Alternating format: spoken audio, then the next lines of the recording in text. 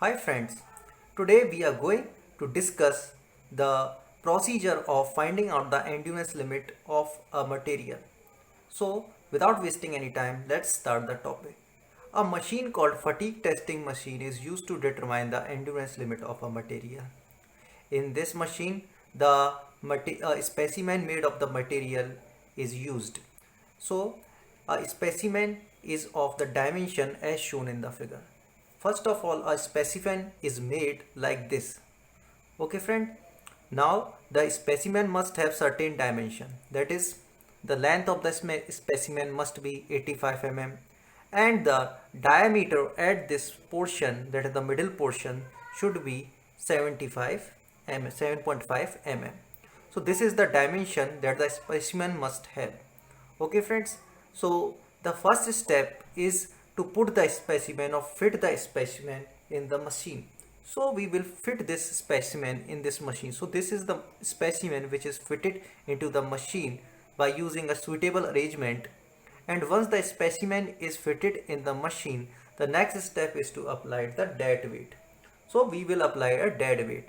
Now there is a particular arrangement for doing this. We can apply the dead weight using the arrangement. So the dead weight can be put here, and hence when the dead weight is put on this particular platform, then the load will automatically uh, act on this specimen. Okay friend, so this load will cause a bending moment mb on this specimen. So a bending moment mb will act on this specimen. So this was the purpose of the load, and this was the procedure how we can load the specimen. And once the specimen is loaded, the next step is to start the motor.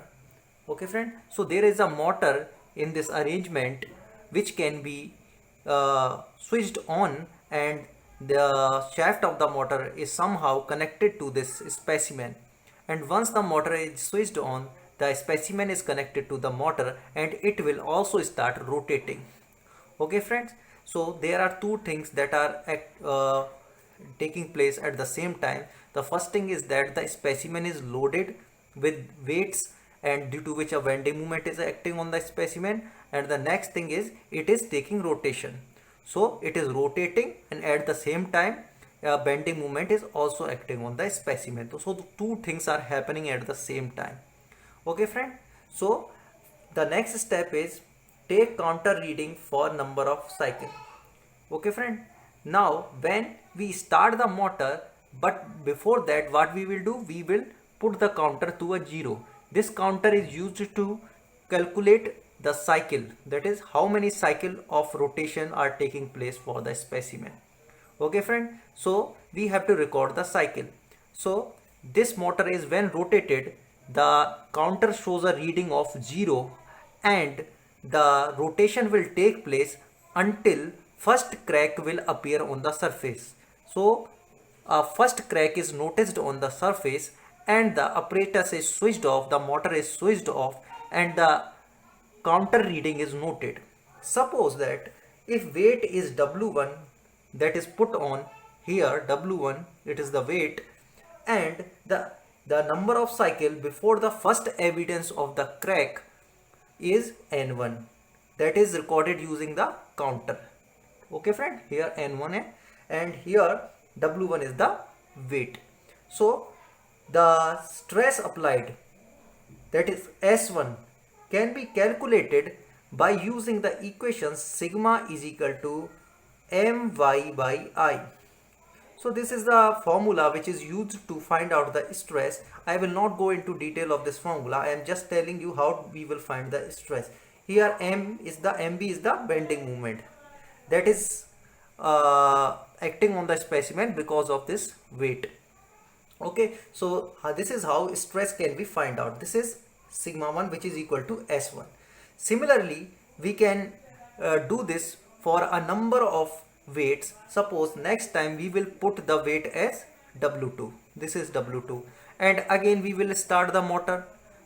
Okay, and then again what we will do, we will put a check on the counter and note the number of rotation, that is the reading of the counter before the first evidence of the crack on this specimen, and we will note down the value of the weight W2 and N2, that is the number of cycle for the crack for the second time.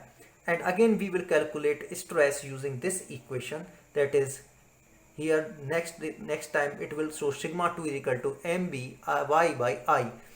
Okay friend, so this is the equation to calculate the stress amplitude. So this is the second time we will do that, and next time we will do it again, that is for W3. Same thing we will do. We will put a new specimen and put a weight W3 on it, load it with W3, and again we will start the motor, and again we will calculate the value of N1, that is the rotation of the shaft of the motor for the first evidence of the crack of the over the specimen. Okay, so these are the things that we have to do. So we will perform this experiment a number of times, and after that we will obtain a graph like this, that is S1 is the stress when the weight is W1, and the number of cycles for failure is N1. This is N1, that is the number of cycle for failure, that is number of cycle for appearance of first crack. And similarly for S2, the weight is W2. Okay, for S2 weight is W2 and number of cycle for failure, that is the evidence of first appearance of the crack, is N2. Similarly we can do this N3, this is N3. For S3 this is N3. Similarly we will perform a number of experiment, and after going through a number of experiment we will obtain a value corresponding to the weight W1 of SE, such that the number of cycle N is equal to 10 raised to power 6. Okay, so this is the value of N which corresponded to the SE, that is the endurance limit. So this is the endurance limit, and the cycle corresponding to it is N, which is equal to 10 raised to power 6. So this is 10 raised to power 6 cycles. Okay friend, so this is the procedure for determining the endurance limit. So SE is here is the endurance limit, and the number of cycle corresponding to the SE is 10 raised to power 6. So whenever 10 raised to power 6 cycle come in our counter, and the stress corresponding to that 10 raised to power 6 cycle called SE is the endurance limit of the material. So this is the procedure by which we can find out the endurance limit of the material. So friend, this was all for the topic, and if you like my video you can subscribe to my channel and also press the bell icon and put a thumbs up over this video. So friends, thank you for watching my video, and I hope you will appreciate my effort, and you will I will make such video in future for you. So friend, thank you for now.